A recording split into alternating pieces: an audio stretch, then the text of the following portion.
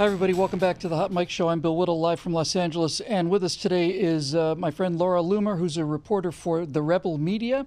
You can find them at therebel.media.com. Laura's been talking about a story of a Trump supporter who was accused of making a death threat to an Islamic center, was arrested with 20 police officers and drawn guns, and then paraded all of his legally owned weapons out there as a sign that he was about to commit mass murder, because those nutty conservatives, they're just that far away from snapping. But it turns out he didn't make the call. Turns out the call was made by the son of a Democratic politician. Laura, we were talking earlier about the raid on how he was arrested, and I couldn't help but be reminded of Nagula, Basli Nagula. Remember him? He's the guy who made the movie that Hillary Clinton and Barack Obama claimed was the reason that the Benghazi situation exploded. They blamed it on a movie made 6 months earlier. This is an American citizen who basically made a movie and figured, I have a First Amendment right to say whatever I want to. Only no, Hillary Clinton and Barack Obama blamed him for the Benghazi catastrophe, and he was arrested at midnight with 28 or some number like that state troopers to make sure that this dangerous filmmaker not escape in a hail of gunfire. What the hell is going on here, Laura? I think that the establishment and really, the Democrats altogether, they really just want to completely strip conservatives of their First Amendment right. They can't get rid of us entirely, right? I mean, if they could, they would. So they're doing everything they can to just take away our ability to speak out. We see it on college campuses with these riots. You see it with the way Antifa reacts at protests. You see it with, the arrest of filmmakers and journalists. Look at how many journalists were charged, under Obama's presidency for espionage, I believe, more than any other presidency combined. So, it's clear and Dinesh that D'Souza too. Yeah, and of course what they did to Dinesh. It's clear that there's an assault on our First Amendment, and you can't take away the First Amendment, but you can break a person down. You can humiliate a person, and you can beat them up so badly to the point where they're almost fearful of speaking out, because of these consequences, which are now becoming violent. We see that people are acting out in very violent ways, and they're trying to coerce conservatives and Trump supporters into being silent. Yeah. Let me ask you one final question, Laura, getting short on time.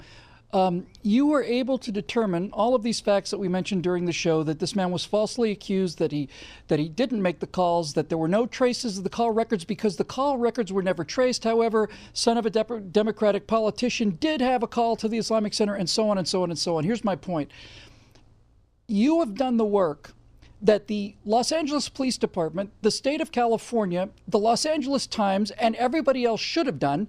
There are entire buildings, huge buildings containing thousands and thousands and thousands of employees who are supposed to be doing the job that you're doing, and you're out there doing it by yourself because you have some respect for this idea left called the truth. How did you get yourself into a situation like this? I don't even know. It's not even a question, Laura. Really what it is, I'm just trying to tell you how much I admire you. I can't believe that one person could do all of this as simply as possible. So my question in closing briefly is, how does it feel for you to be a real reporter, an actual reporter, not a guy who's in the news suppression business, somebody dedicated to finding out what the truth is and exposing it so that the American people can make their own decisions? How does it feel to be one of the last reporters left on the American continent?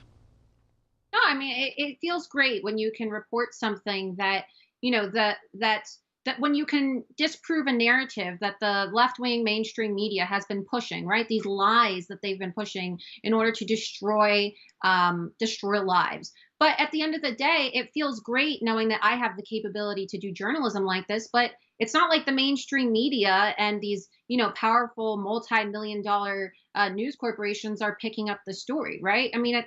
Alternative media is on a rise, and it's up to us to report real news that the fake news refuses to cover, but we're still outnumbered in terms of resources, right? So it would be to great say the least.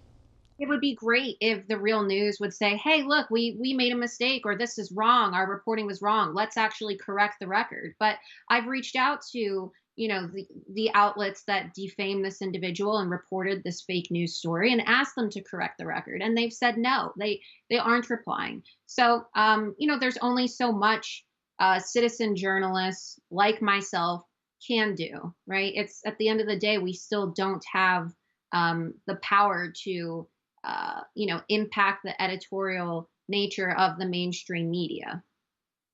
It's coming, though. It's coming. It's getting stronger every day. Ladies and gentlemen, this is Laura Loomer from therebel.media.com. You can see her writing over there.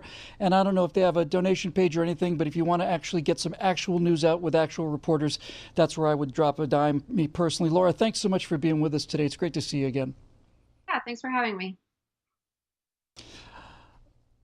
So, one person in an apartment, essentially, in New York or Washington, I forget where Laura is able to do some fundamental footwork. I mean, just the basics.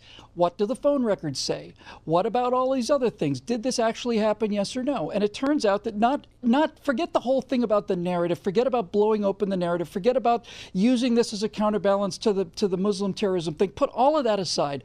One individual American citizen's life has been ruined and destroyed by this machine, by this left-wing smear machine, abetted by the California, state of California, the Los Angeles Times, and all these other newspapers that couldn't do the fundamental basic footwork that one individual in an apartment in New York could do probably in the space of an hour. So it's disgusting and it's disgraceful. And we're going to be looking at more of these stories as the days and weeks go by. I'm Bill Whittle. This is the Hot Mic Show. We'll see you tomorrow right here on NRATV.